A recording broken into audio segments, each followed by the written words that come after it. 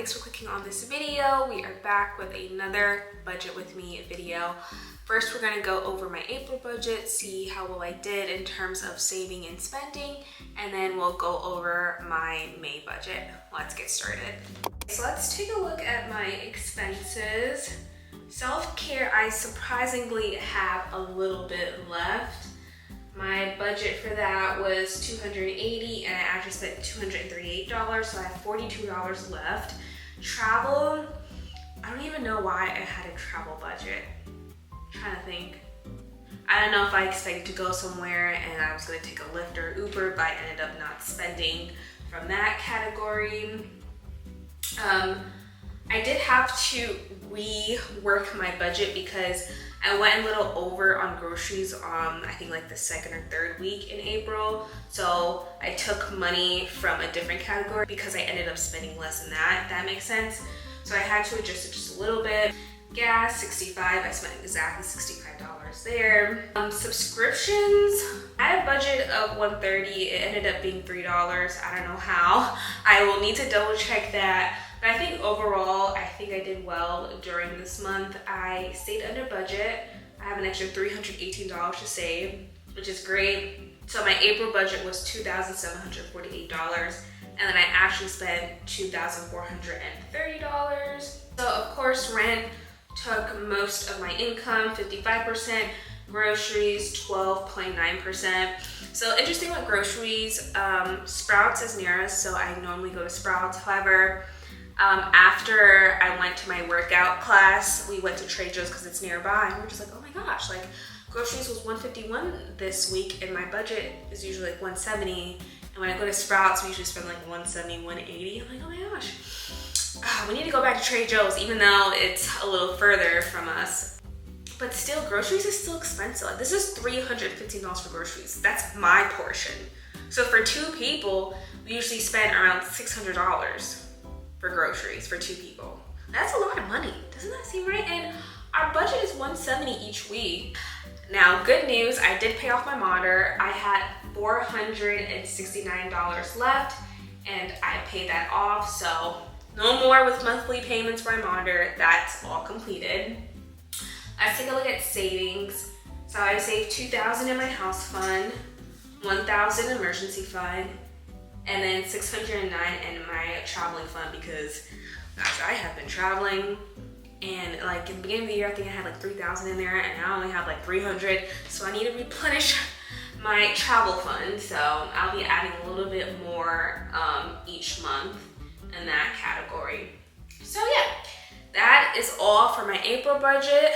Let's move on to May. My monthly budget is around $2,700 to $2,800. However, May is going to be $3,085 for two reasons. One is because Mother's Day is coming up. My mom is coming. I'm going to be taking her out, taking her shopping, you know, doing all of that. So my budget is a little bit higher from my entertainment category. And then also my subscriptions are due in terms of vidIQ, Epidemic Sound, things like that. And those are a bit more expensive, but it's just a one-time payment for the whole entire year. Take a look at my expenses for May. Rent is $1,339. I don't know if I'm going to move. We are trying to negotiate the rent because it's going to increase, and it's already expensive right now for a one-bedroom apartment with a study room. It's just too much. So I'm hoping that I could decrease my rent pretty soon, but more on that later. There might be a part 2 apartment hunting series later. Miscellaneous is $70. I did increase this because there were two unplanned expenses. In April, one, I had a virtual appointment, and not really an appointment, but I couldn't see in the middle of the night, like out of my right eye, and I got really scared. So, oh my gosh, I don't know what to do. I'm in pain. I made a virtual appointment with a doctor, and to do that, I had to pay $15.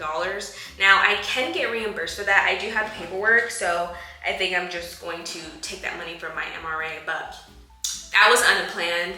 And then I had another unplanned expense. I had to take Lyft back home from work. $303 for groceries. Travel is $0. I don't plan on taking Lyft or Uber this month, but if I do, then that will come from my miscellaneous category. Gift is $100. for Mother's Day. I don't plan on spending that much, but you know, you just never know. Utilities is 0, phone is 60, self-care is 240. I really do need to work on this category. It's just my hair, right? When I get braids, I do have to pay for them, and they can be a little bit pricey. So I'm getting braids done this month, and then I'm just gonna get my nails done, and that's it. See, if I had nice hair, if I had good hair, and I had the patience to take care of it, self-care would be 0.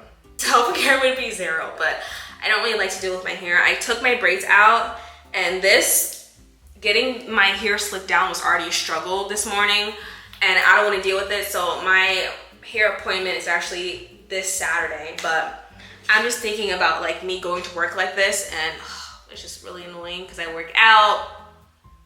And I did a silk press like 3 days ago on Friday, and I'm telling you, after I straighten my hair, I look up and I'm like, OMG, like what was the point of straightening my hair? It was so puffy. And I had went to Ulta Beauty a few hours before then to get the Wow product. It's like an anti-frizz spray. Didn't even work. It didn't even work, so I returned it today, but my hair was so puffy. I was like, what is the point of doing a silk press, honestly?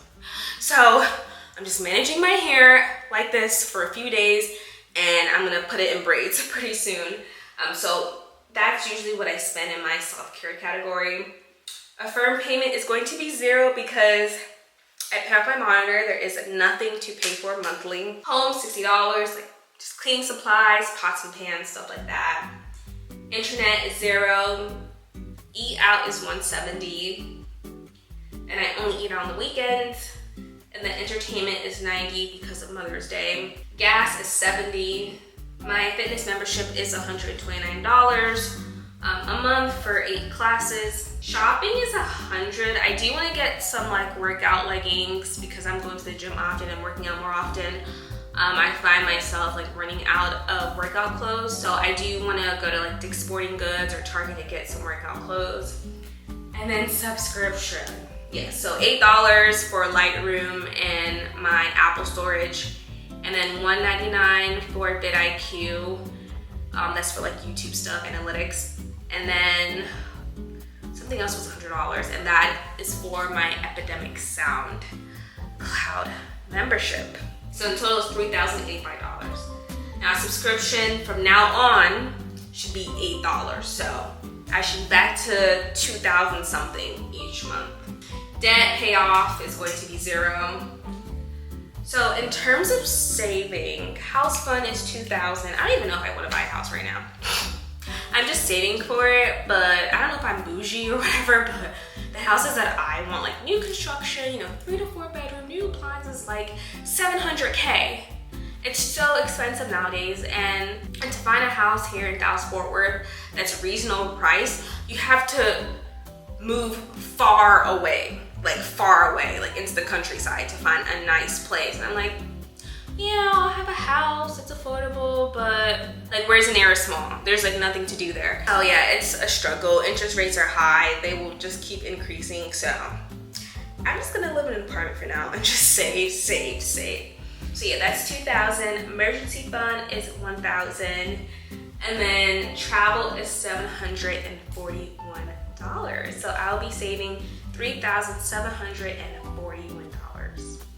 So I'm gonna ask you guys, let me know in the comment section if you met your financial goals in terms of savings, just anything. If you had any goals related to finance, just let me know if you achieved your goals. And if you did, congrats to you. So we're gonna see how well I do in May. I'm gonna try to stick to my budget and not adjust, but I find myself just adjusting each month, adjusting my categories because, oh, I spent too much there and I didn't spend too much here in this category, so I can allocate that money towards that. That's really not how it's supposed to work, but like overall I am under budget, but like within each categories, I'm just over budget.